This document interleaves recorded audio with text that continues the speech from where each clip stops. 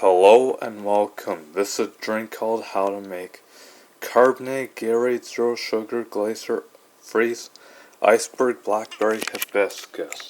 First thing you gotta do is get your scissors and you open up the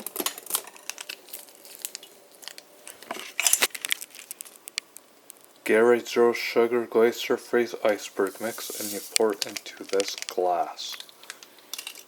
And then you add in the water,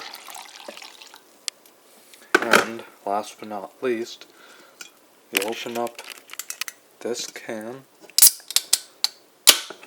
of Blackberry Hibiscus sparkling water, and you pour it into this glass.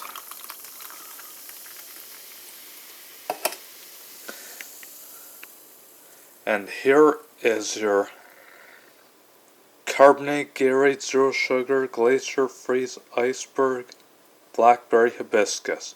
Enjoy, folks, and thank you for watching.